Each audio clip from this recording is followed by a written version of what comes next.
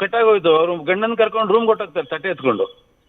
Okay okay okay fine, ಅವ್ರ ಗಂಡ ಹೆಂಡತಿ ಚೆನ್ನಾಗಿರ್ಲಿ, ನಾವು ಅಷ್ಟೇ ಬಯಸೋದು. ಅಂದ್ರೆ ಈ ಕೂಡು ಕುಟುಂಬ ಅನ್ನೋದನ್ನ ನಾವು ಅಳವಡಿಸ್ಕೊಂಡ್ ಬಂದಿರೋದು. ಕೂಡು ಕುಟುಂಬ ಇಲ್ಲ ಇವತ್ತು. ಆ ಒಟ್ಟಿಗೆ ಇರೋದ್ರಲ್ಲಿ ಇರುವಂತ ಸುಖ ಯಾವ್ದ್ರಲ್ಲಿ ಸಿಗುತ್ತೆ?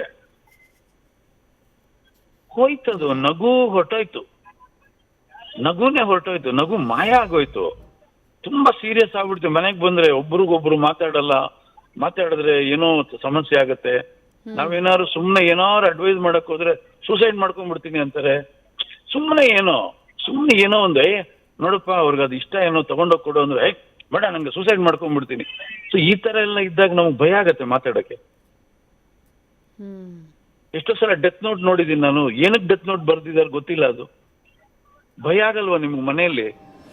ನಿಜ ನಿಜ. ರೀಸನ್ ಏನು? ಎಕ್ಸ್ಟ್ರೀಮ್ ವರ್ಗೂ ಇದೆಲ್ಲ ಹೋಗ್ಬಿಟ್ಟಿದೆ ಈ ಸಮಸ್ಯೆಗಳು.